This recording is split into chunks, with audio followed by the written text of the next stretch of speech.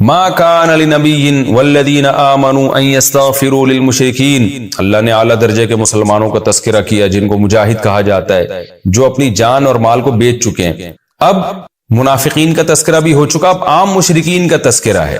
ہوا یہ تھا، اس آیت کا شان نزول یہ ہے کہ رسول اللہ صلی اللہ علیہ وسلم نے ارادہ ظاہر کیا کہ اپنے چچا ابو طالب کے لیے مغفرت کی دعا کریں۔ تو جب صحابہ کو پتا چلا تو انہوں نے بھی اپنے مشرکین باپ دادا کے لیے مغفرت کی دعا شروع کر دی۔ تو اللہ نے ہمارے نبی صلی اللہ علیہ وسلم پر بھی پابندی لگائی اور صحابہ پر بھی، کہ کسی کو بھی مشرک کے لیے دعا کرنے کی قطعاً اجازت نہیں ہے۔ کیوں؟ اس لیے کہ جب مشرک جس کی شرک پر موت واقع ہو گئی، اس کے بارے میں اللہ کا یہ اٹل فیصلہ اللہ بتا چکا ہے کہ وہ جنت میں نہیں جا سکتا، وہ جہنم کی آگ میں ہی رہے گا، اور اللہ کا اٹل فیصلہ تبدیل نہیں ہوتا، تو اس کے لیے دعا مانگنا پھر ایک لغو کام ہے، گویا آپ کو اللہ کے حکم پر پھر اعتراض ہے یا آپ اس میں لچک پیدا کر رہے ہیں۔ تو اللہ نے تو اٹل فیصلہ سنا دیا کہ یہ نہیں ہو سکتا کہ مشرک جو ہے وہ جنت میں چلا جائے یا وہ جہنم سے نکل جائے، یہ نہیں ہو سکتا۔ تو جب ایک چیز ناممکن ہے تو پھر آپ کے لیے دعا مانگنا بھی ناممکن ہے، اور آپ اس سے برات کا اعلان کریں گے، بالکل دستبردار ہو جائیں گے آپ اس سے، کیونکہ وہ اللہ کا دشمن ہے۔ تو جب یہ آیت نازل ہوئی تو صحابہ اور نبی صلی اللہ علیہ وسلم اس عمل سے رک گئے، اور سوال ایک پیدا ہوتا ہے کہ ابراہیم علیہ السلام نے تو اپنے والدین کے لیے دعا، اپنے والد کے لیے دعا مانگی ہے، جیسے قرآن میں آتا ہے کہ سورہ مریم میں کہ ابراہیم علیہ السلام نے اپنے والد سے کیا کہا تھا کہ سأستغفر لک ربی، اے میرے والد میں آپ کے لیے اللہ سے استغفار کروں گا۔ ابراہیم علیہ السلام کے والد نے دھمکیاں دی، ان کو کہا کہ میں تمہیں رجم کر دوں گا۔ جب بالکل ابراہیم علیہ السلام مایوس ہو گئے تو آپ نے ہجرت کا ارادہ کیا، تو ہجرت کرنے سے پہلے اپنے والد کو کیا کہا؟ سلام علیک، آپ پر سلامتی ہو۔ سأستغفر لک ربی، ٹھیک ہے میں آپ کی ہدایت سے تو نا امید ہو گیا، لیکن میں اپنے رب سے آپ کے لیے مغفرت کی دعا مانگتا رہوں گا۔ اور رب اجعلنی مقیم الصلاۃ میں بھی ہے کہ رب اغفر لی ولوالدی وللمؤمنین، اللہ میری اور میرے والدین کی مغفرت کر دے، حالانکہ وہ مشرک تھے۔ تو اس سے ایک اشکال ہوتا تھا کہ جب ابراہیم علیہ السلام اپنے والدین کے لیے مشرک ہونے کے باوجود دعا مانگ سکتے ہیں تو ہم کیوں نہیں مانگ سکتے؟ اس کا اللہ نے قرآن میں ان آیتوں میں جواب دیا۔ وہ جواب یہ کہ ابراہیم علیہ السلام کے سامنے پہلے یہ بات واضح نہیں تھی کہ مشرک پر اللہ نے جنت کو حرام کر دیا ہے، یعنی کہ مشرک اللہ کا پکا دشمن ہے۔ پکا دشمن کا مطلب یہ ہے کہ وہ اس کی بخشش نہیں ہو سکتی، اور اللہ کے پکے دشمن کے لیے دعا نہیں مانگی جا سکتی۔ تو ابراہیم علیہ السلام کو جب یہ پتا چل گیا کہ مشرک اللہ کا پکا دشمن ہوتا ہے، اس کی مغفرت کا چانس نہیں ہے، تبرأ منہ، آپ نے بھی برات کا اعلان کر دیا، یعنی بالکل دستبردار ہو گئے۔ تو اور اس سے پہلے جو آپ دعا مانگتے رہے اس کی دو وجہ تھی، ایک تو یہ کہ ابراہیم علیہ السلام کے علم میں یہ بات نہیں تھی کہ پکا دشمن ہوتا ہے مشرک اللہ کا، اس کی مغفرت نہیں ہو سکتی۔ دوسرا، ابراہیم علیہ السلام اپنے والد سے وعدہ بھی کر چکے تھے کہ میں آپ کے لیے اللہ سے دعا مانگوں گا۔ تو یہ دو باتوں کی وجہ سے ابراہیم علیہ السلام نے مغفرت کی دعا کی، لیکن قرآن کہہ رہا ہے جب آپ کو پتا چل گیا کہ وہ اللہ کے دشمن ہے، دشمن کا مطلب کیا ہے؟ یعنی یہ کنایا ہے کہ ان کی موت کفر پہ ہوئی ہے اور اب بخشش نہیں ہو سکتی، یعنی ایک طرح سے اللہ کا ان سے محاربہ ہے۔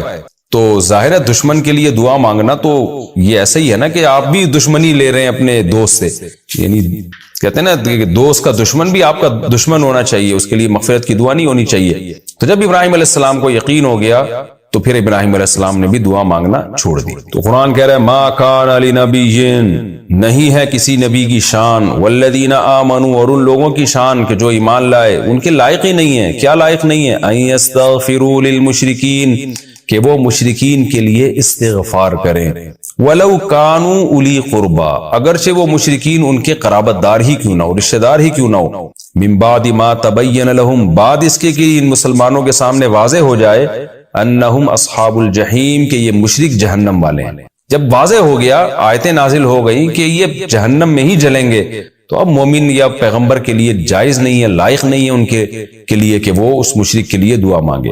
حدیث میں آتا ہے رسول اللہ صلی اللہ علیہ وسلم نے فرمایا، صحیح مسلم کی حدیث ہے کہ میں نے اللہ سے دعا مانگی کہ اللہ سے اجازت چاہی کہ میں اپنی ماں کی قبر کی زیارت کروں اور ان کے لیے استغفار کروں، تو اللہ نے مجھے قبر کی زیارت کی تو اجازت دے دی، استغفار کی اجازت نہیں دی۔ تو بڑا سخت معاملہ ہے مشرک کا کہ اللہ سے پناہ مانگنی چاہیے، اور اللہ کا شکر بھی ادا کرنا چاہیے کہ اللہ نے ہمیں بھی ایمان دیا اور ہمارے والدین کو بھی، کہ کم از کم ہم ان کے لیے دعا تو مانگ سکیں۔ باقی پھر ایک الگ مسئلہ ہے کہ رسول اللہ صلی اللہ علیہ وسلم کے والدین کے بارے میں کہ وہ ان کی موت شرک پر تو ہوئی تھی لیکن کیا بعد میں بھی وہ مشرک رہے؟ تو اس میں علماء کی بڑی بحثیں ہیں. بعض حضرات کی رائے یہ کہ اللہ نے ان کو دوبارہ حیات دی، پھر ان پر ایمان پیش کیا گیا، پھر وہ مسلمان ہوئے، پھر ان کو دوبارہ موت دی گئی. واللہ عالم. یہ موضوع ایسا ہے کہ اس میں علماء پڑھنے سے منع کرتے ہیں، لیکن بہرحال اتنی بات ضرور ہے کہ اللہ تعالیٰ نے پیغمبروں کو بھی اس کی اجازت نہیں دی کہ اگر کسی کے والد مشرک ہیں تو پیغمبر کے والد بھی مشرک ہوں گے، پیغمبر ان کے لیے بھی دعا نہیں کر سکتے.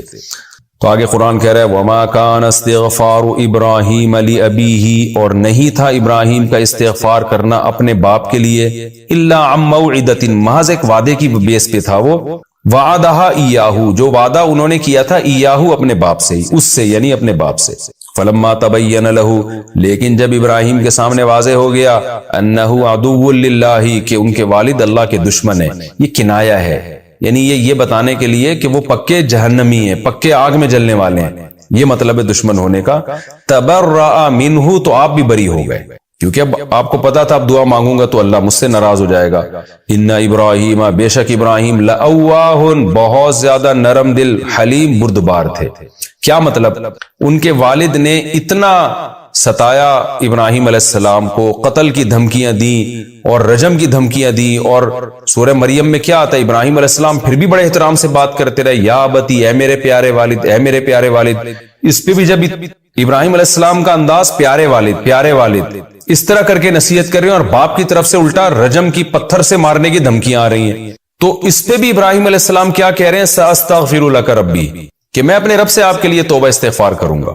تو اس پہ قرآن کہہ رہا ہے کہ ابراہیم نے جو اپنے باپ سے وعدہ کیا تھا نا کہ میں آپ پر سلامتی اور آپ کے لیے استغفار کروں گا، تو واقعی ابراہیم بڑے رحم دل تھے کہ اتنا سخت معاملہ باپ کا اولاد کے ساتھ ہو رہا ہے اور باپ 100% غلطی پر ہے، مگر پھر بھی وہ ان کے لیے توبہ استغفار کی کہ وعدے کر رہے ہیں، کوئی سختی سے جواب نہیں دے رہے. تو اس پہ قرآن ابراہیم علیہ السلام کی تعریف کر رہا ہے کہ واقعی ابراہیم بڑے بردبار یعنی برداشت والے اور بڑے نرم دل تھے، پھر بھی چاہ رہے تھے کہ میرے باپ کی کسی طرح مغفرت ہو جائے اور میرے باپ کی کسی طرح بخشش ہو جائے. لیکن بہرحال اللہ نے پابندی لگا دی تو باز آ گئے. وَمَا كَانَ اللَّهُ لِيُضِلَّ قَوْمًا بَعْدَ إِذْ هَدَاهُمْ. اس آیت کا ایک شان نزول ہے، اس کے بعد اس کا مطلب سمجھ میں آئے گا.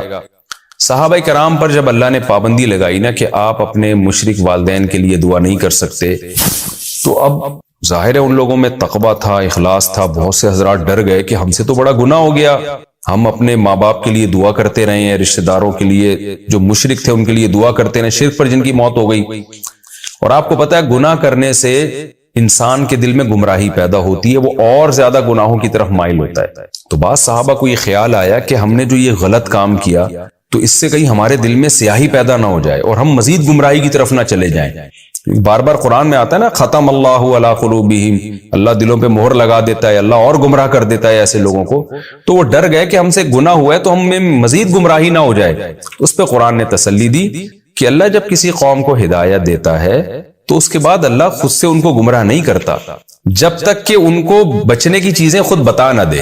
تو یہ جو بچنے کی چیز ہے کہ ماں باپ مشرک ہوں ان کے لیے دعا نہیں کر سکتے، یہ دعا جو ہے اس سے بچانے کا حکم دیا نا، یتقون کا مطلب جو جن چیزوں سے انہیں بچنا ہے، تو اس کا تو اللہ نے تمہیں پہلے بتایا ہی نہیں تھا. تو جب بتایا نہیں تھا تو یہ گناہ بھی نہیں ہے، جب یہ گناہ نہیں ہے تو تم نے کر لیا تو اس کے کرنے سے اللہ تمہیں گمراہ نہیں کرے گا.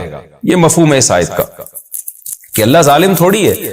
تو جب اللہ نے تمہیں بتا دیا کہ یہ حرام ہے، اب اگر کرو گے تو تمہارے دل میں کدورت اور ظلمت پیدا ہوگی، گمراہی کی طرف جاؤ گے.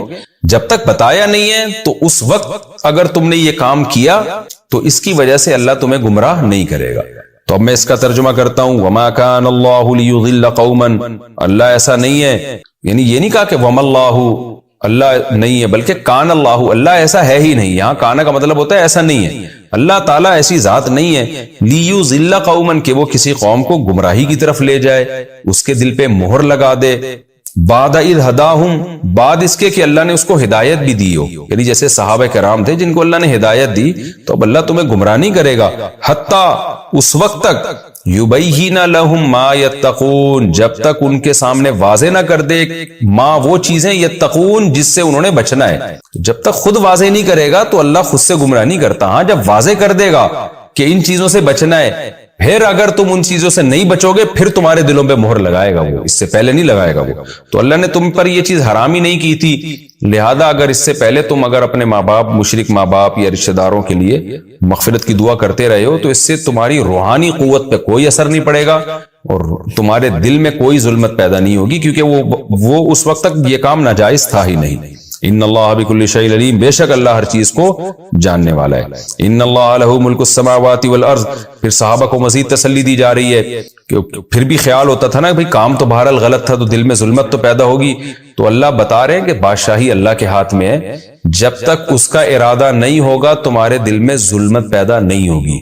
تو اللہ کی قدرت سب سے زیادہ، دیکھیں کیسی صحابہ کو کے دل میں خوف تھا خدا کا، اور اپنی روحانی جو کیفیات تھیں اور روحانی زندگی کی حفاظت کی وہ کیسی فکر کیا کرتے تھے کہ اللہ کو تسلیاں دینی پڑ رہی ہیں کہ بھئی اللہ طاقتور ہے، اللہ تمہارے دل میں ظلمت نہیں پیدا ہونے دے گا۔ ان اللہ لہ ملک السماوات والارض، بے شک اللہ کے لیے آسمان اور زمین کی بادشاہی ہے، یحیی و یمیت، اس کی قدرت ہے، وہ زندگی دیتا ہے، موت دیتا ہے، تو جو زندگی اور موت دینے کی طاقت رکھتا ہو وہ تمہارے دلوں میں ظلمت پیدا نہیں ہونے دے گا۔ وما لکم من دون اللہ من ولی ولا نصیر، اور تمہارے لیے اللہ کے سوا کوئی دوست اور مددگار بھی نہیں ہے، صرف اللہ ہی ہے جو تمہاری حفاظت کرتا ہے۔ لقد تاب اللہ علی النبی والمہاجرین والانصار الذین اتبعوہ فی ساعۃ العسرہ۔ اب اللہ تعالیٰ تبوک میں جو مسلمان شریک ہوئے اور جو شریک نہیں ہوئے لیکن توبہ کر لی، سب کا ذکر ایک ہی آیت میں اللہ ایک ہی دفعہ میں کر رہے ہیں کہ سب سے اللہ راضی ہے۔ لقد تاب اللہ علی النبی، اللہ متوجہ ہوا رحمت کے ساتھ پیغمبر پر بھی، کیونکہ وہ بھی بہرحال جہاد میں گئے ہیں، اللہ کے بندے ہیں اور کیسے انہوں نے قربانیاں دی ہیں، تو اللہ ان پر بھی متوجہ ہوا، ان پر بھی رحم کیا۔ والمہاجرین والانصار، اور مہاجر صحابہ اور انصار صحابہ پر بھی اللہ متوجہ ہوا، ان پر بھی اللہ رحم کرے گا۔ کیسے؟ الذین اتبعوہ، یہ وہ لوگ ہیں جنہوں نے نبی کی اتباع کی، فی ساعۃ العسرہ، تنگی کے وقت میں، شدید، کیونکہ تبوک کے بارے میں روایات میں آتا ہے اتنی شدید تنگی تھی کہ ایک ایک کھجور پہ 24 گھنٹے ایک ایک صحابی نے گزارا کیا، اور بعض روایات میں آتا ہے وہ ایک کھجور بھی ختم ہو گئی تو آدھی کھجور 2 بندوں میں بانٹی جاتی تھی۔ بعض حدیث میں آتا ہے کہ ایک ایک گھٹلی کو کئی لوگ چوستے تھے، یہ بھوک سے حالت ہو گئی تھی۔ ایک گھٹلی ایک صحابی نے چوس کے دوسرے کو دی، پھر انہوں نے چوسی، پھر تیسرے کو دی، اس طرح سے ایک ایک گھٹلی کئی لوگوں میں چلا کرتی تھی۔ بہت ہی شدید سخت موقع تھا یہ، یعنی صحابہ کو آزمایا گیا، اور یہ فتح مکہ کے بعد ہے۔ اس لیے اللہ نے تبوک کا جتنا تذکرہ قرآن میں جتنے اہتمام سے کیا ہے، میرا خیال ہے اتنا زیادہ تذکرہ شاید کسی اور لڑائی کا اللہ نے قرآن میں نہ کیا ہو، تو بہت زیادہ اس کے اہتمام۔ میت کی پیشانی پر کلمہ لکھنا، میت کی پیشانی پر کلمہ طیبہ لکھنا کیسا ہے محمد عزیر؟ جائز نہیں ہے، اس کا کوئی ثبوت نہیں ہے۔ میت کے جو احکام قرآن و سنت سے ثابت ہیں، ہمیں ان کو فوکس کرنے کا حکم ہے، ان میں ایڈیشن نہیں کر سکتے آپ۔ تو اس لیے میت کو بس غسل دیا جائے، کفن دیا جائے اور جنازہ پڑھ کے اس کو دفن کر دیا جائے، اور قبر پہ کھڑے ہو کر اس کے لیے دعائے مغفرت کی جائے اور واپس آ جائیں، اور جو پھر زندگی پڑی آپ کے لیے، آپ کے پاس، اس کے لیے سال ثواب کے لیے، دعاؤں کے لیے۔ کیا خودکشی کی موت مقدر ہے؟ کیا یہ بات صحیح ہے کہ خودکشی کی موت بھی مقدر کی موت ہے؟ محبوب پاشا انڈیا سے۔ جی بالکل صحیح ہے، ہر چیز مقدر میں ہے۔ اللہ کو پتا ہوتا ہے یہ نالائق آدمی غموں کو برداشت نہیں کرے گا اور میرے حکم کو توڑے گا، اور پھر اپنے آپ کو گولی سے مارے گا یا جلا کے مارے گا اور پھر جہنم میں جائے گا۔ تو اللہ کو یہ بات پہلے سے علم ہے، تو اسی کے حساب سے ہوتا ہے۔ تو اس کا یہ مطلب نہیں ہے کہ اللہ انسان کو مجبور کرتے ہیں کہ تو خودکشی کرے گا، اللہ مجبور نہیں کرتے، لیکن اللہ کو پتا ہوتا ہے۔ تو خودکشی کرنے والے کو نہیں پتا ہوتا کہ میں کس طرح مروں گا، وہ اپنے اختیار سے اپنے آپ کو گولی مار کے ہلاک کر رہا ہوتا ہے یا کسی اور طریقے سے۔ تو اگر وہ قیامت کے دن کہہ دے اللہ تعالیٰ سے کہ اللہ میری تو تقدیر میں لکھا ہوا تھا خودکشی سے مروں گا، تو مجھے جہنم میں کیوں ڈال رہا ہے؟ تو اللہ کہے گا یہ تو مجھے پتا تھا، تیری تقدیر میں لکھا ہے، تجھے تھوڑی پتا تھا، تو نے تو اپنے اختیار سے ایک کام کیا ہے۔ تو اس لیے ہمیں تقدیر کا چونکہ علم نہیں ہے، اسی وجہ سے ثواب بھی ملتا ہے نیکی کا اور گناہ کا عذاب بھی ملتا ہے۔ اس پر بھی میں تفصیل سے کلپ ریکارڈ کروا چکا ہوں، وہ ڈیٹیل میں آپ سن لیے گا۔ اس طرح لکھے نا، جب ہم تقدیر میں جب ہر چیز پہلے سے لکھی ہوئی ہے تو ہمیں گناہ کیوں ملتا ہے، اس طرح کوئی لفظ سرچ کریں گے میرے نام کے ساتھ تو وہ آ جائے گا، وہ ذرا مدلل کلپ ہے۔ والد کی قبر پر سلام کہنا، قبرستان میں اپنے والد کی قبر پر سلام کرنا کیسا ہے؟ علی صاحب کراچی سے۔ دیکھیں ہمیں نبی صلی اللہ علیہ وسلم کی صحیح حدیث سے پتہ چلتا ہے کہ جب قبرستان جاؤ تو السلام علیکم یا اہل القبور، تو ہول سیل کے حساب سے نا سارے قبرستان کے مردوں کو ہمیں سلام کا حکم ملتا ہے، تو اسی پر ہمیں اکتفا کرنا چاہیے۔ الگ سے قبر پہ جا کے میت کو سلام کرنے کا میرے علم میں کوئی روایت ہے نہیں، تو ہم کیوں ایسا کام کریں جو جس میں بدعت کا شائبہ بھی ہو سکتا ہے کچھ لوگ اس پہ دلائل دیں کہ نہیں اس میں حرج کیا ہے کہ جب الگ سے ہول سیل کے حساب سے سارے مردوں کو سلام ہو سکتا ہے تو اسپیسیفک کسی خبر والے کو بھی سلام ہو سکتا ہے۔ دیکھیں اسپیسیفک سلام نبی صلی اللہ علیہ وسلم کے لیے تو ثابت ہے، اور اسی طرح حضرت ابو بکر عمر جو آپ صلی اللہ علیہ وسلم کے پہلو میں، ان سے اجماع سے ثابت ہے کہ ان کو بھی سلام کیا جائے گا۔ باقی قبر پہ اپنے والدہ یا والد کی قبر پہ جا کے اسپیسیفک ان کو خطاب کر کے سلام کرنا، تو میں نہیں کہہ رہا کہ یہ بدعت عمل ہے، لیکن ثابت بھی نہیں ہے۔ تو اس لیے بہتر یہی ہے کہ اس بارے میں نا جتنا حدیث میں ہے بس اسی پر اکتفا کیا جائے، یہ طریقہ اسلم ہے، یہ محفوظ طریقہ ہے۔ تو آپ جب قبرستان جائیں تو سب کی نیت کر کے سب کو نہیں، اس میں پہلا ہم نے یہ اقرار کر لیا کہ یہ کائنات خود سے نہیں بنی ہے، کسی نے، کوئی اگر یہ کہتا ہو کہ یہ کائنات خود بخود بنی ہے، وہ لا الہ الا اللہ پڑھے گا؟ وہ تو کہے جب ہے ہی نہیں تو پھر الہ ہی نہیں ہے، جب الہ ہی نہیں ہے تو اللہ کا اس کا نام تو پہلے تو مانو گے تو پھر اس کے بعد اس کو نام دو گے نا۔ ہم نے مان لیا کہ اس کائنات کو کسی نے پیدا کیا ہے، یہ خود سے نہیں بنی۔ میں بار بار مثالیں دیتا ہوں، ڈیجیٹل کیمرے کی مثال اکثر میں دیتا ہوں، کیونکہ ہمارے ہاں جامعہ الرشد کچھ سائنٹسٹ آئے تھے، انہوں نے ہمیں بتایا کہ ڈیجیٹل کیمرہ ایجاد کیسے ہو۔ انہوں نے بتایا کہ جی یہ ریز آتی ہیں، یوں آتی ہیں، وغیرہ وغیرہ، جس میں لیکچرار تو ہوں۔ انہوں نے بتایا کہ یہ ڈیجیٹل کیمرہ پورا انسانی آنکھ کی کاپی ہے، یعنی سائنسدانوں کی ایجاد نہیں ہے۔ ایجاد کہتے ہیں عدم سے وجود میں لانا، یہ فرسٹ کاپی ہے۔ یہ کیا ہے؟ جیسے جاپان ایک موبائل ایجاد کرتا ہے، کوریا ایجاد کرتا ہے، چائنا فورن مارکیٹ میں کیا لے آتا ہے؟ کاپی لے آتا ہے۔ وہ ہے نا کہ امریکہ نے ایک سوئی ایجاد کی اور دعویٰ کیا کہ اس سے باریک کوئی سوئی بنا کے دکھائے۔ جاپان نے کہا ایسی کی تیسی، یار تم ٹیکنالوجی میں ہمیں چیلنج کر رہے ہو، تم بول رہے اس سے باریک سوئی۔ جاپان نے اس میں سوراخ کر کے دکھا دی، اس سے باریک تو دور کی بات، اسی میں سوراخ کر کے دکھا دیا۔ امریکہ حیران، ابے یار تو ہم سے بھی بڑے فنٹر نکلے۔ پاکستانی آپ کو پتا ہے کسی پیچھے پاکستانی نے چیلنج قبول کیا، اس پہ میڈ ان پاکستان لکھ کے دکھا دیا، یعنی اتنی باریک سوئی پہ لکھ کے دکھا دیا یار۔ لکھا کیا ہے؟ Made in Pakistan.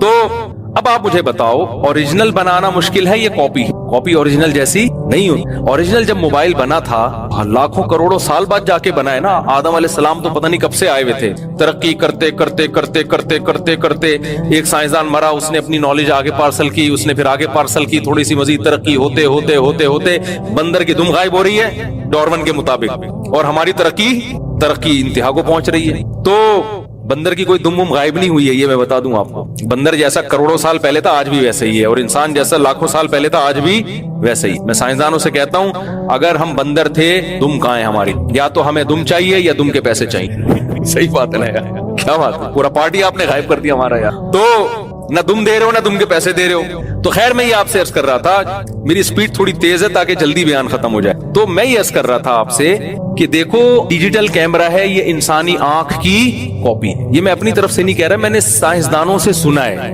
یہی کے سائنسدان ہیں لیکن انہی کو پڑھا ہوا ہے انہوں نے۔ اب آپ مجھے بتاؤ، یہ جو کاپی والا ڈیجیٹل کیمرہ ہے جس سے یہ ویڈیو ریکارڈ ہو رہی ہے، آپ اپنے پروفیسر صاحب سے، لیکچرار سے پوچھیں یا سائنسدان سے پوچھیں یہ کیسے بنا؟ وہ کہ کھربوں سال میں گلاسز ہوتے ہوتے جل بن کے ایک ایسی مشین اتفاق سے وجود، پھر کروڑوں سال میں اس کی فنیشنگ ہوتے ہوتے یہ بن گیا۔ مان لو گے آپ؟ بول لو نا یار کیا ہو گیا یار، کاپی خود سے نہیں بنا رہے آپ، اور جو اوریجنل ہے اس کے آپ کہہ رہے ہو کہ ایک سیل تھا اور وہ ترقی کرتے کرتے کھربوں سال میں ایک بندر بن گیا، پھر انسان بن گیا، یہ آنکھ بن گئی۔ یہ نہیں ہو سکتا خدا کی قسم۔ کھربوں سال میں بھی ایک آنکھ جو اوریجنل ڈیجیٹل کیمرہ ہے وہ کھربوں سال میں بھی وجود میں نہیں آ سکتی۔ ڈیجیٹل کیمرہ خود نہیں دیکھتا، ہمیں دکھاتا ہے، جبکہ ہماری جو آنکھ کا کیمرہ یہ خود دیکھتا ہے، یہ دماغ سے اس کا لنک ہے، یہ سمجھتا بھی ہے کہ میں کیا دیکھ رہا ہوں۔ یہ ناممکن ہے کہ اربوں سال میں وجود میں آ کے یہاں کھوپڑی میں ایڈجسٹ ہو جائے، اور ڈیجیٹل کیمرہ ایک ہوتا ہے، دو کیمروں کو ایڈجسٹ کرنا بڑا مشکل کام ہوتا ہے۔ ہماری کھوپڑی میں ایک کیمرہ نہیں ہے، کتنے کیمرے ہیں؟ دو، اور ایسے ایڈجسٹ ہوئے نا ماں کے پیٹ میں کہ ذرا سی ان کی سیٹنگ آؤٹ ہو تو 2 کے 3 اور 3 کے 4 نظر آنا شروع ہو جاتے ہیں۔ کون تھا ماں کے پیٹ میں کہ ماں روٹی کھا رہی ہے، گوشت کھا رہی ہے؟ کون ہے ماں کے پیٹ میں جو بچے کی آنکھیں بنا رہا ہے اور ورنیل کیلیپر کے ذریعے اس کو جناب اس کی پتلیوں کو ایڈجسٹ کر رہا ہے؟ کون تھا ماں کے پیٹ میں؟ خدا کی قسم یہ خود بخود نہیں ہو سکتا۔ تو ہم کلمے میں اقرار کرتے ہیں یہ کائنات بنی نہیں ہے بلکہ اس کو بنایا گیا ہے۔ یہ یہ بنایا گیا ہے. دوسری بات ہم نے کلمے میں اقرار کیا. یہ کلمہ جو ہے نا حدیث میں آتا ہے سب سے افضل ذکر لا الہ الا اللہ ہے. اس کی وجہ ہے کہ اس میں بہت سارے نظریوں پہ تلواریں چل رہی ہیں. دوسرا ہم اس میں اعتراف کرتے ہیں کہ جس نے بنایا ہے وہ ایک ہے. جس نے بنایا وہ کتنے ہیں؟ وہ ایک سے زیادہ. اس میں ان لوگوں کی نفی ہو گئی جو خدا کو تو مانتے ہیں لیکن بے شمار خدا. اتنے بت ہیں. میں تھائی لینڈ گیا, وہاں پوروں کی ہول سیل مارکیٹ ہے. 4 بتوں پہ ایک فری مل رہا ہے. وہاں مجھے بتایا کہ 4 بھگوان خریدو ایک فری ہے. خیر میں نے کہا تمہارا اپنا بھگوان سے تمہارا تعلق تم جانو, بھگوان جانے, ہمیں تو ایک خدا کو مانتے ہیں بھائی.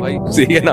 وہ بغیر پیسوں کے ملتا ہے, وہ فری ہے. جب اس کو ہاتھ اٹھا کے مانگو وہ آپ کی پکار سنتا ہے. تو اس میں اللہ نے یہ بھی بتا دیا کہ وہ کتنے ہیں. تیسرا اس میں کیا, ہمیں اس کا نام اللہ ہے. اس کا نام کیا ہے؟ بہت سے لوگ دنیا میں ایسے ہیں جو کہتے ہیں ہم خدا کو تو مانتے ہیں, گاڈ ہے, کریٹر ہے. بہت سے سائنسدان بھی مانتے ہیں, وہ کہتے ہیں یہ کائنات خود سے بنی نہیں سکتی. بہت سے سائنسدان اس نظریے پہ سختی سے رد کرتے ہیں کہ آٹومیٹیکلی بنی ہے. وہ ہنستے ہیں اس پہ کہ یار یہ خود ہی سے دھماکہ ہو گیا. کہہ رہے ہیں انرجی کے بغیر دھماکہ کیسے ہوا؟ وہ انرجی کہاں سے آئی اور مادہ کہاں سے آیا؟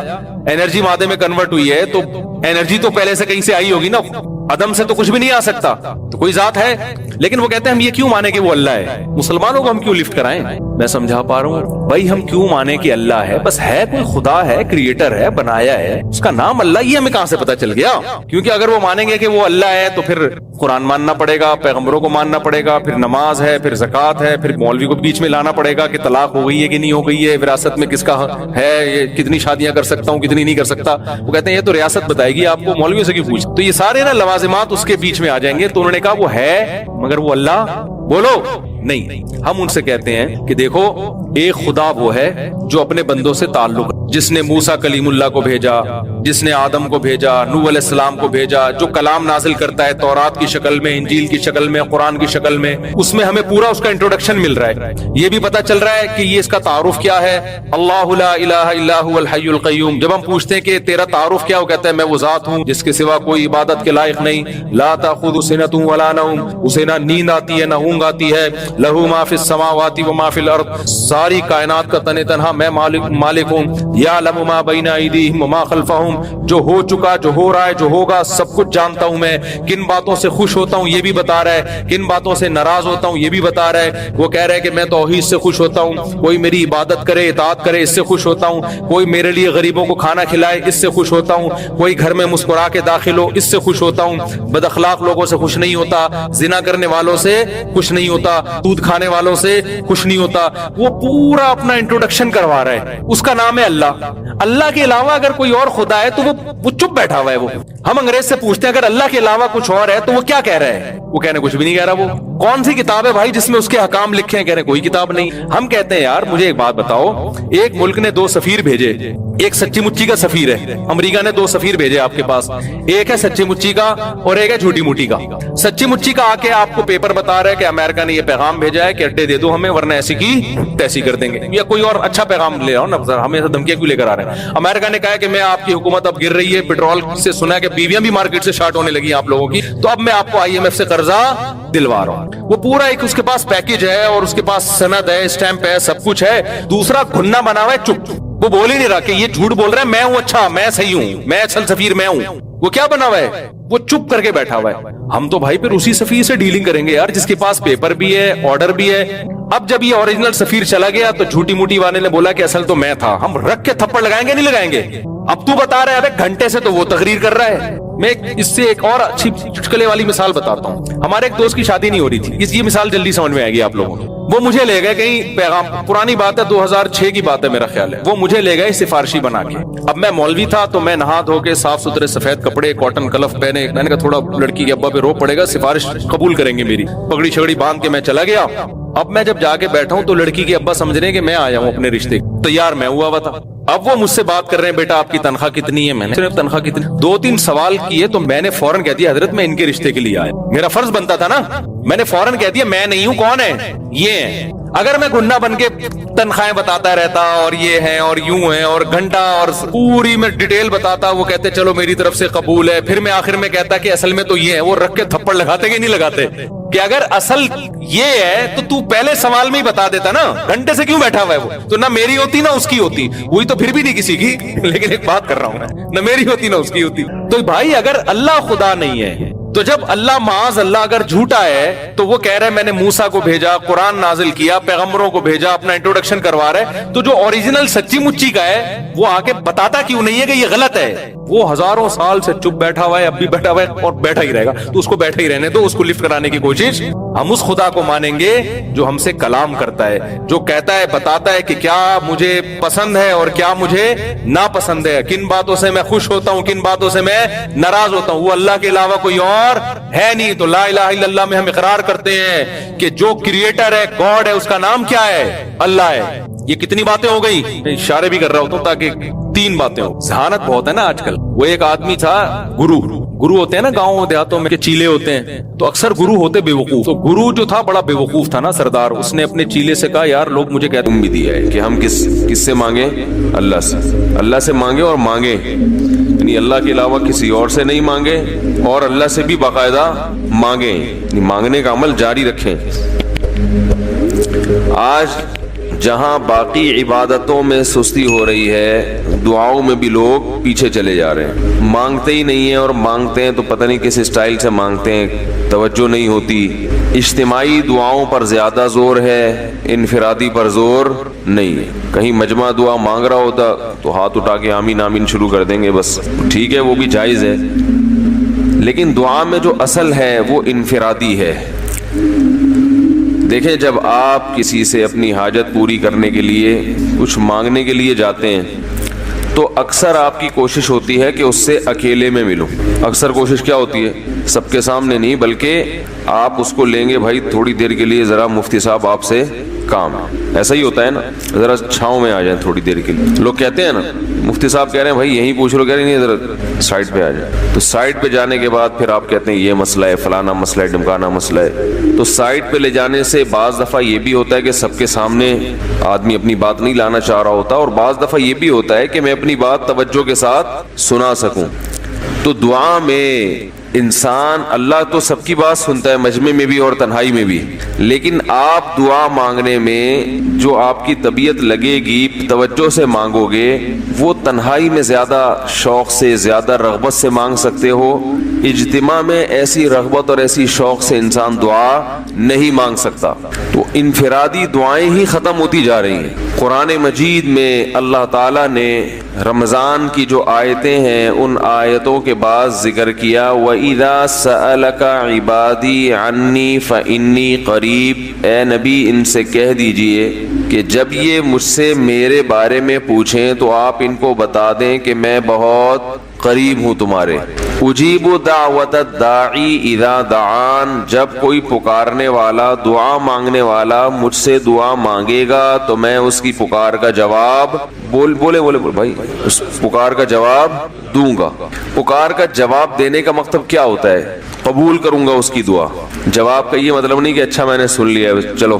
ایک جواب تو یہ بھی ہوتا ہے نا, اچھا آپ چپ ہو جا. ہم کسی کو پکار رہے ہوں, اگلا کہتے ہیں اچھا بھائی ٹھیک ہے, پتہ چل گیا, اب چپ کر کے بیٹھ جاؤ آرام سے. تو اللہ تعالیٰ جب جواب دیتے ہیں تو کیا مطلب ہوتا ہے کہ اللہ تعالیٰ وہ دعا قبول کر رہے ہیں. ہم دعا کثرت سے مانگتے کیوں نہیں ہے؟ اس کی وجہ یہ ہے کہ ہمارے ذہن میں ایک چیز شیطان نے بٹھا دی ہے کہ مانگو تب بھی ویسے کے ویسے ہی ہے, نہیں مانگو تب بھی ویسے کے ویسے. وہ فلاں آدمی تو نہیں مانگتا, وہ تو پھر بھی اس کی تنخواہ اچھی مل رہی ہے, اور میں تو کئی سالوں سے دعائیں مانگ رہا ہوں, اے اللہ میری تنخواہ ڈبل نہیں کر سکتا تو کم از کم 50% ہی بڑھا دے.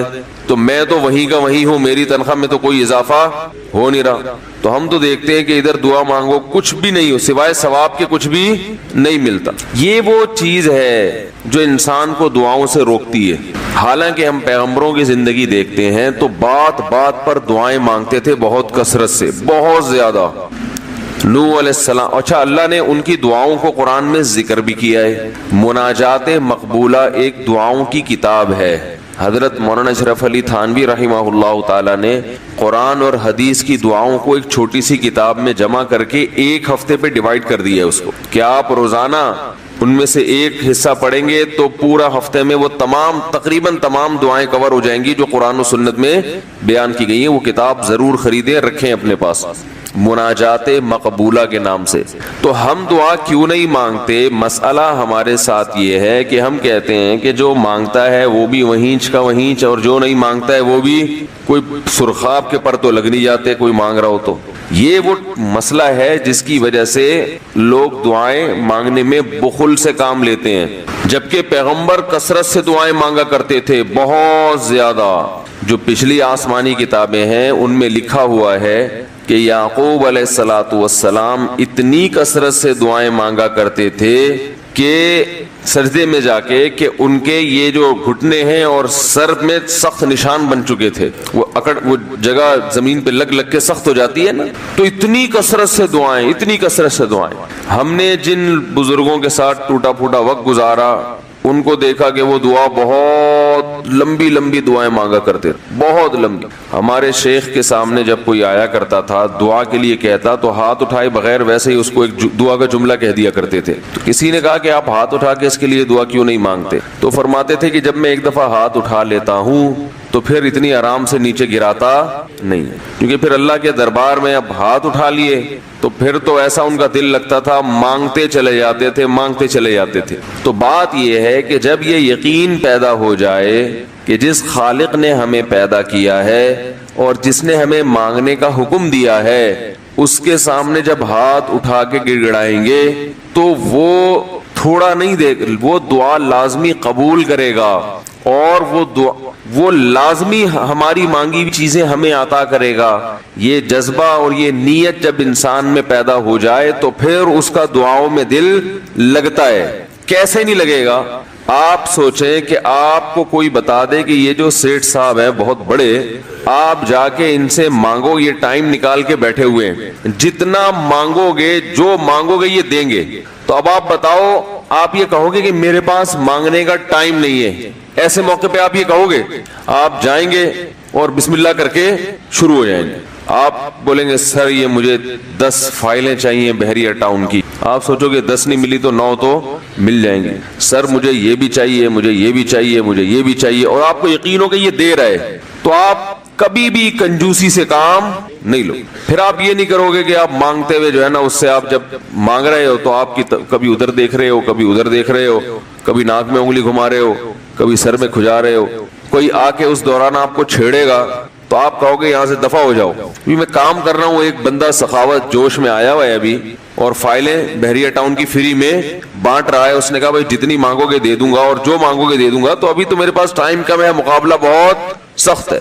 اور پھر اس میں آپ کو الفاظ بھی خود بخود آ جائیں گے کس طرح سے سمجھانا ہے. مختلف طریقوں سے آپ بات کو گھماؤ گے. سر پلیز آپ بات کو سمجھا کریں، میں آپ کے پاس آیا ہوں، آپ کو پتا ہے میں ادھر بھی جا سکتا تھا، وہ وسیم کباڑیا کا بزنس بھی آج کل بہت چل رہا ہے، میرے پرانے اچھے تعلقات ہیں، لیکن مجھے پتا تھا کہ آپ تو آپ ہیں، آپ جیسا سیٹ تو کوئی ہے ہی نہیں، اور ہر مشکل میں آپ نے میری مدد کی ہے. جو الفاظ بھی اس کی سخاوت کو ابھارنے والے ہوں گے وہ تمام آپ اس موقع پر اس کے اوپر انڈیل دو گے، پورا دیگچہ بھر کے اس کے اوپر ڈال دو گے آپ. تو اللہ سے جب مانگتا ہے انسان اور اس کو یقین ہو کہ اللہ میری دعا کو پورا کرے گا، تو اس یقین کے ساتھ جب دعا مانگی جاتی ہے تو اس کا اسٹائل کچھ اور ہوتا ہے. اور ایک فارمیلٹی پوری کرنے کے لیے دعا جب مانگی جاتی ہے جیسے کہ ہمارے ہاں ہو رہا ہے تو اس کا اسٹائل اور انداز کچھ اور ہوتا ہے. ہمارے ہاں دعا پڑھی جاتی ہے، مانگی نہیں جاتی. ربنا آتنا فی الدنیا حسنۃ وفی الآخرۃ حسنۃ وقنا عذاب النار آمین. اور کہ ربنا ظلمنا انفسنا وان لم تغفر لنا وترحمنا لنکونن من الخاسرین آمین. یہ دعا مانگی جا رہی ہے، یہ پڑھی جا رہی ہے، یہ تو پڑھی جا رہی ہے اور آمین بھی پڑھا جا رہا ہے اس پہ. تو اللہ نے ہمیں یہ نہیں کہا کہ اقرأوا الدعاء عند ربکم، اپنے رب کے سامنے دعائیں پڑھا کرو. اللہ نے کہا ادعو، مانگو، پکارو، مانگو اس سے. بھیکاری جیسے بھیک مانگتا ہے نا، لوگ کہتے ہیں مانگنے کا کیا طریقہ ہے. بھائی جب بھیکاریوں سے پوچھو بھیک مانگنے کا کیا طریقہ ہے. بھیکاری اکثر ان پڑھ ہوتے ہیں، جو پڑھے لکھے بھیکاری ہوتے ہیں پھر وہ IMF سے مانگتے ہیں، وہ چھوٹی موٹی چیزیں نہیں مانگتے. بھیکاری اکثر کیا ہوتے ہیں؟ ان پڑھ، جن سے ہمارا صبح شام واسطہ پڑتا ہے. تو یہ کسی سے بھیک مانگنے کا طریقہ سیکھ کے آتے ہیں؟ بولو نا بھائی، किसी से तरीका सीख के आते हैं कि यार वो जरा फला बंदे से चंदा मांगना, जरा तरीका बताना। अगर कोई बताएगा भी तो वो कहेगा तू अपने पास रख, मुझे पता है मुझे जेब अपनी कैसे भरनी है। उस मौके पे जो उसकी हालत देख के ना वो अपना मुंह भी टेढ़ा बेढ़ा करेगा, कपड़े भी फटे पुराने, और बहुत घुमाएगा बात को, ऐसे मुंह बनाएगा जैसे दुनिया में इससे ज्यादा गरीब और मोहताज कोई है ही नहीं। सहरी पानी से की है मैंने, घर में बच्चे भूख से बिलक रहे हैं, ऐसी कहानियां सुनाएगा, ऐसी कहानियां सुनाएगा। तो यही हाल इंसान का है जब उसे पता हो कि मेरा रब जो मांगूंगा वो देगा मुझे, तो फिर उसके भीख मांगने का अंदाज और जो दुआ मांगने का स्टाइल है वो खुद ब खुद फितरत उसे सिखा देती है, खुद ब खुद उसके अंदर अल्फाज आना शुरू हो जाते हैं कि ऐसे मांगना चाहिए। लेकिन प्रॉब्लम ये है, मसला ये है कि दिल में ये बात बैठ चुकी है कि कबूल नहीं हो रही। अजीब हदीस है, रसूलुल्लाह सल्लल्लाहु अलैहि वसल्लम ने इरशाद फरमाया कि अल्लाह बंदे की दुआ कबूल करते रहते हैं, वो मांगता रहता है कबूल होती रहती है, वो मांगता रहता है कबूल होती रहती है, यहां तक कि एक वक्त ऐसा आता है कि बंदा ये कहता है कि मैं मांग रहा हूं, कबूल तो हो नहीं रही। तो जब ये कहता है तो उस वक्त कबूल करना बंद कर देते हैं अल्लाह ताला। अल्लाह कहते हैं कि अगर तू ये समझ रहा है कि कबूल नहीं हो रही तो अब नहीं होगी। अब अजीब बात है या नहीं है ये हदीस? भाई वो बंदा कई साल से दुआएं मांग रहा था और फिर आखिर में आके कहता है कि कबूल तो हो नहीं रही, तो जाहिर है कुछ नहीं हो रही होगी, तभी तो कह रहा है ना। उसको ऐसा लग रहा होगा कि कबूल नहीं हो रही, भाई उसको ये लग रहा होगा कि नहीं, जो चीजें मांग रहा हूं वो तो मिल नहीं रही, तो तभी तो वो कहता है कि कबूल नहीं हो रही। तो सवाल पैदा होता है फिर अल्लाह कबूल करना बंद क्यों कर देते हैं? अल्लाह ताला जब दुआएं कबूल करते हैं तो उसका अंदाज वो नहीं होता जैसे एक आम इंसान जब किसी को भीख देता है। एक आम फकीर जब आपके पास आएगा, आपसे भीख मांगेगा, 100 रुपए दे दो, 20 रुपए दे दो, आप उठा के 100 नहीं तो 10-20 तो पकड़ा देते हैं उसको, तो वो ये समझता है कि मेरी दुआ क्या हो गई, कबूल। लेकिन अल्लाह ताला इस तरह दुआ नहीं कबूल करते। अगर अल्लाह इस तरह से दुआएं कबूल करना शुरू कर दें तो फिर ये मामला गैब का नहीं रहेगा। इधर आपने दुआ मांगी, ए अल्लाह मेरे कारोबार को बढ़ा दे, लैलतुल कदर में रो के दुआ मांगी, और सुबह सादिक के वक्त आपका फोन आया कि आपका कंटेनर कस्टम वालों के शर से महफूज हो गया है, समझ में पास हो गया हो, और आपकी चीज डबल कीमत पे बिक गई है। फिर आपने दुआ मांगी, है अल्लाह तेरी रहमत इस वक्त जोश में आई हुई है, तो ऐसा कर मेरा बच्चा भी पास हो जाए, उसके नंबर अच्छे आ जाए। इधर फोन आया कि आपका बच्चा पहली पोजीशन से कामयाब हो गया। फिर आपने कहा आज अल्लाह की रहमत बहुत जोश में आई हुई है, ए अल्लाह मेरी बीवी भी ठीक हो जाए। तो बेगम साहिबा का फौरन फोन आ गया कि मैं ठीक हो गई हूँ, है भाई मैं ठीक हो गई। ए अल्लाह सास साहिबा बहुत दिनों से आगे बैठी हुई हैं, जाने का नाम नहीं ले रही, फोन आ गया कि मैं चली गई हूँ। इस तरह से अगर दुआएं कबूल होना शुरू हो जाएं तो मेरे भाई फिर ये सारे काफिर, ये सारे लिबरल लोग जो अल्लाह को मानते ही नहीं है, ये दुनिया का हर काम छोड़ के मुसल्ला बिछा लेंगे और दुआओं को फोकस करना शुरू कर देंगे। दुआ कबूल होती है मगर उस शख्स की जो अल्लाह पर गैब पर ईमान रखता है, जिसे दुआ कबूल होती हुई नजर नहीं आती मगर वो यकीन करता है कि दुआ कबूल हो रही है। सिर्फ उस शख्स की दुआ कबूल होती है, इसके अलावा किसी की कबूल नहीं होती। बहुत मुश्किल है भाई समझाना। दुआ सबकी कबूल होती है का मतलब पता है? सबकी मतलब उन सब की कि जो ये यकीन रखते हैं कि कबूल होती हुई नजर नहीं आ रही फिर भी कबूल हो रही है, इन लोगों की कबूल होती है दुआ। हदीस से पता चलता है। और असल में दुआ मांगते ही यही लोग हैं। अब आप कहेंगे भाई नजर तो आ नहीं रही, जब मैं जो चीज मांग रहा हूं वो मिल नहीं रही, तो क्या ऐसे कबूल का करना क्या है भाई? ये तो सिर्फ मशवरे मिल रहे हैं हमें कि फिर भी मांगते रहो। तो हमने वो एक फकीर था ना, एक सेठ साहब के पास आया, कहने लगा कि भाई जरा कुछ पैसे मिल जाएंगे, घर में जरूरत है। तो उसने कहा इतने हट्टे कट्टे होके भीख मांगते हो, शर्म नहीं आती? तो उसने कहा फिलहाल मैंने आपसे भीख मांगी है, मशवरा नहीं मांगा। जब मशवरा मांगू तो उस वक्त मशवरा दे देना कि भीख मांगना मेरे लिए मुनासिब है या नहीं है। भाई अभी मैं आपसे पैसे मांग रहा हूँ, मशवरे के लिए फिर कोई और टाइम इंशाल्लाह रख लेंगे, उसमें आपसे मशवरा लूंगा कि मेरे जैसे आदमी को भीख मांगना मुनासिब है या नहीं।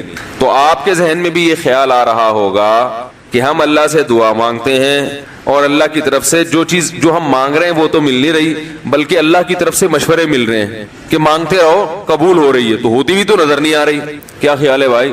ہوتی قبول ہوتی بھی نظر تو نہیں آ رہی. تو یاد رکھیں دعا تو لازمی قبول ہوتی ہے. اگر آپ کو قبول ہوتی بھی نظر نہیں، دعا قبول ہونے کے انداز مختلف ہیں. اللہ تعالیٰ کے جس طرح سے قبول کرتے ہیں نا، وہ عام لوگوں کی طرح نہیں آپ کو چیزیں پکڑا دیتے. یہ تو غیب سے معاملہ ختم ہو جائے گا. اللہ کی حکمت کا تقاضا یہ ہے کہ اس طرح سے قبول کروں کہ قبول ہو مگر اس کو پتا نہ چلے، کیونکہ وہ اللہ کا دربار ہے، اس کی کچھ قیمت ہے کہ وہ ہر ایک کو مانگنے کی توفیق نہیں دیتا. بھائی آپ نے کبھی دیکھا کہ کوئی سیٹ ایسی دکان کھول کے بیٹھ جائے کہ آؤ جو مانگو میں دوں گا؟ ایسے تو کیا ہوگا کہ پورا نظام خراب ہو جائے گا نا. پھر آپ 10 فائلیں تھوڑی مانگیں گے، پھر تو آپ کہیں گے پورا بحریہ ٹاؤن میرے حوالے کر دو. پھر تو آپ یہ کریں گے نا.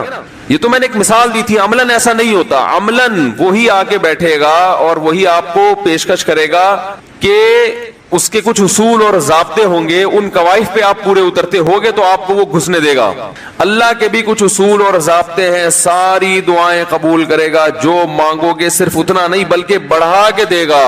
لیکن اصول یہ ہے کہ اللہ کہتے ہیں کہ جب میں دوں گا تو نظر نہیں آئے گا، مگر یقین رکھنا ہے کہ کیا کر رہا ہوں، میں دے رہا ہوں، پھر دیتا رہوں گا. پھر بات وہیں آگے کھڑی ہو جاتی ہے کہ ایسے دینے کا کیا فائدہ کہ ہماری سمجھ میں نہیں آ رہا کہ پتہ نہیں کیسے دے رہا ہے اللہ تعالیٰ. تو یاد رکھیں اللہ تعالیٰ کے دینے کا انداز تھوڑا مختلف ہے. وہ کیا ہے؟ بعض مرتبہ جو چیز مانگ رہے ہوتے ہیں اللہ وہی چیز آپ کو دے دیتا ہے. اور ایسا بھی ہوتا ہے، ہمیشہ ایسا تو نہیں ہوا ہوگا کہ جو چیز مانگی اور نہیں ملی ہو. کئی بار ایسا ہوا ہے کہ جو مانگا وہ اللہ نے دے دی، فوراً مسئلہ حل ہو گیا. بعض دفعہ بلکہ اس سے بھی پہلے کا اسٹیپ، بسا اوقات تو آپ دعا مانگی نہیں رہے ہوتے، آپ اس کو دعا سمجھ رہے ہوتے ہو، لہذا اس میں وہ جان ہوتی نہیں ہے، تو قبولیت کا پھر سوال ہی پیدا نہیں ہوتا. آپ دعا پڑھ رہے ہوتے ہو، مانگ رہے نہیں ہوتے. تو اللہ نے تو دعائیں قبول کرنے کا کہا ہے، دعائیں پڑھنے پر کہا ہو، وعدہ کیا ہو، ایسا ہمارے علم میں کوئی حدیث نہیں ہے. دیکھیں یونس علیہ السلام جب مچھلی کے پیٹ میں تھے تو یونس علیہ السلام کو اپنی خطا کا احساس ہوا کہ میں اللہ کی پرمیشن کے بغیر اپنی قوم کو چھوڑ کے آ گیا ہوں. ان کو احساس ہو گیا، تبھی اللہ نے مجھے مچھلی کے پیٹ میں ڈال دیا ہے. تو اب آپ نے مچھلی کے پیٹ میں جا کے یہ دعا مانگی، لا الہ الا انت سبحانک انی کنت من الظالمین. اے اللہ تیرے سوا کوئی عبادت کے لائق نہیں ہے، سبحانک تو ہر عیب سے پاک ہے. تو نے جو مجھے مچھلی کے پیٹ میں ڈال دیا تو یہ تیری غلطی نہیں ہے، تو ہر عیب سے پاک ہے. انی کنت من الظالمین، میں ہوں ظلم کرنے والا اپنی جان پہ، مجھ سے غلطی ہوئی ہے. اللہ تعالیٰ کو آپ کا یہ مانگنا اتنا پسند آیا کہ مچھلی کو حکم دیا کہ ان کو ساحل پر اگل دو. اور نہ صرف یہ کہ مچھلی نے آپ کو ساحل پہ ڈالا، وہ انبتنا علیہ شجرۃ من یقطین، یقطین کوئی درخت تھا وہ بھی اللہ نے اگا دیا دھوپ سے بچانے کے لیے. لیکن جب مصیبتوں میں ہم یہ کلمہ پڑھتے ہیں لا الہ الا انت سبحانک انی کنت من الظالمین، تو ہم یوسف علیہ السلام والے جذبے سے یہ کلمے میں جو الفاظ ہیں وہ مانگتے نہیں ہیں بلکہ ہم یہ کلمہ پڑھتے ہیں. سمجھ رہے ہیں؟ پڑھنے کی بھی برکتیں ہوتی ہیں، میں اس کا منکر نہیں ہوں، لیکن ہمارے جو ورڈنگ ہوتی ہے نا وہ مانگنے کا اسٹائل نہیں ہوتا. ہم چھوٹے بچے تھے تو مسجد میں آیت کریمہ کا ورد ہوا کرتا تھا کہ بھائی حالات خراب ہیں آج کل، امام صاحب اسپیکر پہ اعلان کر کے بلاتے تھے آ جاؤ بھائی آیت کریمہ کا ورد ہوگا، لا الہ الا انت سبحانک انی کنت من الظالمین، 5 لاکھ دفعہ پڑھا جائے گا. تو ہم مسجد میں آتے، وہ مسجد میں دانے ہم تو آتے تھے، اس کے بعد جلیبیاں بھی ملتی تھیں، بڑی گرم گرم ٹائٹ جلیبیاں ہوتی تھی. اب تک وہ مزہ نہیں آیا جلیبی میں. تو وہ جلیبیاں بھی ہوتی تھی، اوپر دانے رکھے ہوئے ہوتے تھے، وہ 5 لاکھ دانے ہوتے تھے، ختم کرنے ہوتے تھے. تو پھر ہم کیا کریں، لا الہ الا انت سبحانک انی کنت من الظالمین، لا الہ الا انت سبحانک. اس میں فراڈ نہیں کرتے تھے، پڑھتے پورا تھا الحمدللہ. بعض لوگ تو کیا کرتے تھے، ایک مٹھی لی لا الہ الا انت سبحانک انی کنت من الظالمین، پھونک مارا اور سائڈ پہ رکھ دیا. وہی ڈرامے بھی ہوتے تھے لیکن ہم پورا ہی پڑھتے تھے. لیکن اس میں مانگنے کا انداز تو نہیں ہوتا تھا، لا الہ الا انت سبحانک انی. پھر اس میں بچے تھے، شرارت بھی شروع ہو جاتی تھی. پھر دیکھ رہے ہیں کوئی ادھر دیکھ رہا ہے تو ایک دانہ اٹھایا، لا الہ الا انت سبحانک انی کنت من الظالمین، یوں کر کے اس کی ناک پہ مارا ہے. کوئی ادھر دیکھ رہا ہے تو اس کی جیب میں ڈال دیا. تو یہ دعا مانگی جا رہی ہے، یہ تو پڑھی جا رہی ہے، ایک فارمیلٹی ہے کہ 5 لاکھ پورے کرنے ہیں، اس کے بعد جلیبی کھانا ہے اور نکلنا ہے. تو آج بھی ایسا ہی ہو رہا ہے. امام صاحب دعا مانگتے ہیں، لوگ کہتے ہیں یار چلو جب نماز پڑھ لی، 4 رکعتیں پڑھ لی، سلام بھی پھیر لیا تو اس میں کیا جا رہا ہے، یہ بھی پورا ہی کر لو. ایسا ہی ہوتا ہے نا. یہ بھی پورا ہی کر لو، آمین آمین کہہ لیں گے. امام صاحب ڈرائیور ہیں، ہم پیچھے مقتدی ہیں، تو جہاں اتاریں گے وہیں اتریں گے ہم لوگ، پہلے تو نہیں اتر سکتے. تو یہ ایک لوگوں کے ذہن میں تصور ہے. نبی صلی اللہ علیہ وسلم نے فرمایا اللہ ظاہر قلب کے ساتھ دعا کی طرف توجہ نہیں دیتے. ظاہر قلب کا مطلب آپ کا دل حاضر نہیں ہو، کچھ اور سوچ رہے ہو، اور ادھر سے آپ نے ویسے ہی ایک فارمیلٹی پوری کرنے کے لیے. اللہ کہتے ہیں کہ جب تو مانگنے میں مخلص نہیں ہے تو میں تجھے کیوں دوں؟ تو مانگنے میں ہی مخلص نہیں ہے. تو بعض دفعہ بلکہ اکثر ایسا ہوتا ہے کہ ہماری دعا میں جان ہی نہیں ہوتی. آدم علیہ السلام کو جب جنت سے نکالا گیا تو پریشان تھے، بے چین تھے، مضطرب سے، میں کیا کروں کہ اللہ مجھ سے خوش ہو جائے. اس بے چینی میں الفاظ نہیں آ رہے سمجھ میں. فَتَلَقَّى آدَمُ مِن رَبِّهِ كَلِمَاتٍ، اللہ فرماتے ہیں اللہ نے آدم کے دل میں کلمات ڈال دیے ان کی بے چینی کو دیکھ کر کے اس طرح سے مجھے مانگو. جب انسان اخلاص کے ساتھ دعا مانگتا ہے تو الفاظ کا القاء کہاں سے ہوتا ہے؟ اللہ کی طرف وہ القاء ہونا شروع ہوتا ہے. اللہ کہتے ہیں اس طرح سے مانگ. حضرت حکیم اختر صاحب رحمہ اللہ تعالیٰ نے ایک واقعہ بیان کیا. فرمایا کہ ایک شخص نے حرم میں، انہوں نے دیکھا یا کسی اور بزرگ نے دیکھا کہ حرم میں ایک شخص اللہ سے دعا مانگ رہا ہے گناہوں کی معافی کے لیے، اور اللہ سے کہہ رہا ہے کہ اے اللہ اگر تو میرے گناہ معاف کر دے گا تو بھی خوش ہوگا، اور تیرے حبیب محمد صلی اللہ علیہ وسلم بھی خوش ہوں گے کہ ایک آدمی کی بخشش ہو رہی ہے، اور تیرا یہ بندہ بھی خوش ہو جائے گا. اور اگر معاف نہیں کرے گا تو بھی خوش نہیں ہوگا، کیونکہ اللہ کو جہنم میں ڈال کے خوشی تو ہوتی نہیں ہے بندوں کو. اور تیرے حبیب محمد صلی اللہ علیہ وسلم کو پتا چلے گا وہ بھی خوش نہیں ہوں گے، اور میں بھی خوش نہیں ہوں گا. شیطان خوش ہوگا جو تیرا دشمن ہے. اب خود سوچ لے تو اپنے دشمنوں کو خوش کرنا چاہتا ہے، یہ اتنے سارے ہیں بھائی، اتنے سارے دوست ہیں تیرے، ان کو ناراض کر کے تو خوش کس کو کر رہا ہے؟ اپنے تو جو تیرا بھی دشمن ہے، میرا بھی دشمن، اور تیرے حبیب محمد صلی اللہ علیہ وسلم کا بھی دشمن ہے. تو دیکھو کیسے الفاظ ہیں اس کے. تو ایسا کہ بظاہر بخشش کے علاوہ کا آپشن چھوڑا ہی نہیں. کیا خیال ہے؟ حجاج ابن یوسف بڑا ظالم تھا، بڑا ظالم. موت کا جب وقت آیا تھے یہ لوگ ایمان والے، چاہے ظالم تھے، بدعمل تھے، لیکن اللہ پر ایمان بہرحال رکھتے تھے. ان کو پتا تھا کہ میں غلط کر رہا ہوں. جب موت کا وقت آیا تو کہنے لگا کہ اے اللہ لوگ کہتے ہیں کہ تو مجھے نہیں بخشے گا، لوگ کہتے ہیں کہ میرے جیسے گناہگار کو تو نہیں بخش سکتا. بڑے عجیب الفاظ ہیں. اللہ کی رحمت کو جوش دلا رہا ہے کہ تو ایسا کر کے دکھا دے، یعنی کچھ ایسا کر کے دکھا دے کہ جو تیرے بارے میں لوگ گمان کر رہے ہیں وہ گمان کیا ہو جائے. یہ بالکل ایسے ہے جیسے کوئی بہت بڑا سیٹ ہو، آپ اس سے بہت زیادہ بڑا قرضہ مانگنے کے لیے جائیں جو کہ عام طور پر نہیں ملتا، لیکن آپ اس کو جوش دلا رہے ہو کہ لوگ کہتے ہیں کہ تو اتنا بڑا قرضہ نہیں دے سکتا، تو آج تو اپنی سخاوت دکھا دے کہ میں اتنا بڑا قرضہ بھی دے سکتا ہوں. تو مرتے ہوئے کیا کہنے لگا کہ اللہ یہ پبلک کہہ رہی ہے کہ تو مجھے نہیں بخش سکتا، یعنی یہ تیری رحمت کو چیلنج کر رہی ہے کہ اتنے بڑے گناہگار کو نہیں بخشے گا اللہ. تو آج کیا کر لے تو یہ دکھا دے اپنی رحمت سے کہ میں اتنے بڑے گناہگار کو بھی معاف کر سکتا ہوں. اب پتہ نہیں اللہ نے معاف کیا نہیں کیا، وہ تو اللہ کا معاملہ اور حجاج بن یوسف کا معاملہ. لیکن علماء کہتے ہیں یہ اس نے الفاظ بڑے ڈینجرس کہے ہیں مرتے وقت. ڈینجرس کا مطلب یعنی دوسرے معنی میں ایسے ہے کہ اس نے اللہ کی عرش کو ہلا دیا ہوگا. اللہ کو مانگنا اتنا پسند ہے. پہلی بات تو یہ ذہن میں رکھیں کہ اس سے بڑی کوئی عبادت نہیں ہے دعا سے، اور دعا سے مشکل کوئی عبادت نہیں ہے. نماز پڑھنا آسان ہے، زکوٰۃ دینا آسان ہے، روزہ رکھنا بھی آسان. سب سے مشکل کام کیا ہے؟ دعا مانگنا. اسی وجہ سے ہم نے جن لوگوں کو دیکھا کہ وہ واقعی دیندار ہیں، اللہ والے ہیں، ہم نے صرف انہی کو دعائیں مانگتے ہوئے دیکھا ہے. عام لوگوں کو ہم نے دعاؤں کو اتنا فوکس کرتے ہوئے نہیں دیکھا. وہ دوسری چیزوں کو زیادہ فوکس کرتے ہیں، دعاؤں پہ زیادہ زور نہیں ہوتا ان کا. وظیفوں پہ تو ہوگا صبح شام، یہ والا اتنی دفعہ، وہ والا اتنی دفعہ، وہ بھاگ گئی واپس آ جائے اس کے لیے اتنی دفعہ، وہ جا نہیں رہی اس کے لیے اتنی دفعہ. یہ وظیفوں پہ تو ہوگا زور. ایسے ہوتا ہے نا ہاتھ اٹھا کے اللہ سے گڑگڑا کے مانگا جائے، یہ چیزیں کم.